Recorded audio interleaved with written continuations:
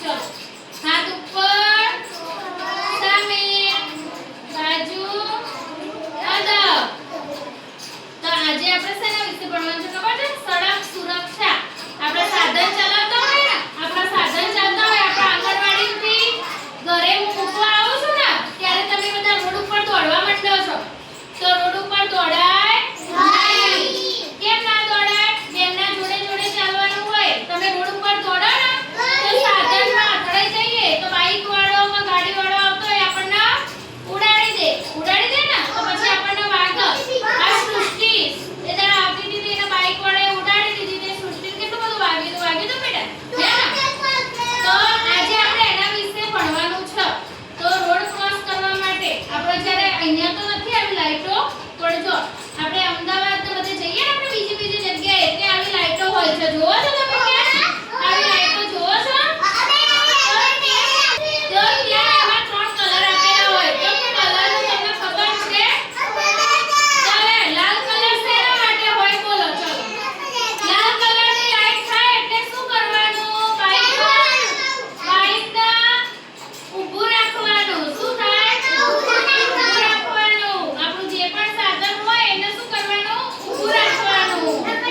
નહીં તો પેલો ગાડીવાળો હોય ને એ એક સામે એક્સિડન્ટ થઈ જાય એટલે આ રોડ વાળો જતો હોય ને એટલે બીજા રોડ વાળાના સાધનને જવા દેવું પડે ને, એટલે પછી ત્યાં આવી લાઈટ ચાલુ કરે એટલે એ લોકો ઊભું રહે, પછી બીજા વાળા જાય. હવે અહીંયા પીળી લાઈટ ચાલુ થાય એટલે શું કરવાનું? આપણા સાધનને ચાલુ કરવાનું, જવા માટે ચાલુ કરી દેવાનું. પછી લીલી લાઈટ ચાલુ થાય એટલે શું કરવાનું? સાધનને ચલાવવાનું અને આપણે જ્યાં જવું હોય ત્યાં જવાનું. હવે આપણે અહીંયા રોડ ક્રોસ કરતા હોય ને એટલે ધ્યાન રાખવાનું લાઈટોનું. તો જો અહીંયા સાધન આવી રીતે ઊભા રહ્યા હોય ને તો આપણે ચાલીને જતા હોય ને ત્યારે ચાલીને તો ફટાફટ રોડ ક્રોસ કરવો હોય તો કરે. રોડ ક્રોસ કરવા માટે પણ નિશાન આપેલું હોય તો એક માણસ દોરેલો હોય અને એના ચાલુ થઈ જાય. ઊભું રહેવાનું હોય તો ત્યાં એક માણસ ઊભો રહ્યો હોય અને પછી ત્યાં આમ ચાલવાનું એવું નિશાન કર્યું હોય ને ત્યારે ચાલવા માંડવાનું. એ રીતનું નિશાન હોય તો રોડ ક્રોસ આપણે કરીએ ને તો આમ તેમ અહીં જોવાનું સાધન આવે છે કે નહીં આવતું, પછી જવાનું. શ્રેયાસી બેન ઘરે જઈએ ને એટલે આપણે રોડની પેલી બાજુ ઘર છે ને તમારું, હે ને?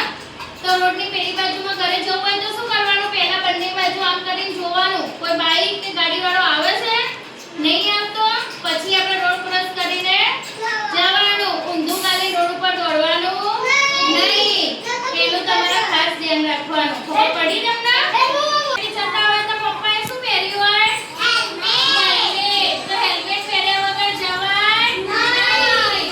હેલ્મેટ પહેરીને જવાનું. પછી ગાડી ચલાવતા હોય ને આપણે મોટર ગાડી, હે ને? તો પપ્પા શું પહેરે? પટ્ટો. બેલ્ટ પહેરે ને, હે ને? પટ્ટો પહેરે પછી ગાડી ચલાવવાની હોય. પટ્ટો પહેર્યા વગર પપ્પા બેઠા હોય તો પપ્પાને કહેવાનું પહેલા બેલ્ટ પહેરો. શું કહેવાનું? બેલ્ટ પહેરો. પછી બાઈક લઈને પપ્પા જતા હોય તો શું કહેવાનું? હેલ્મેટ પહેરો. પછી બાઈક ચલાવવાનું, હે ને?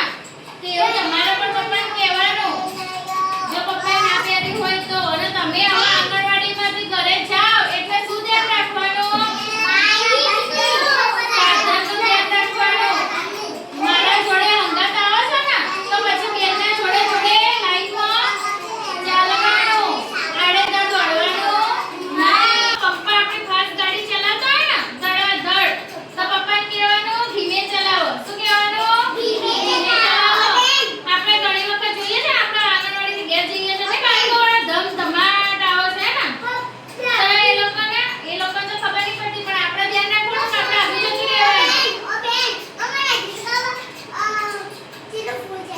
હા તે જે પણ ફૂલ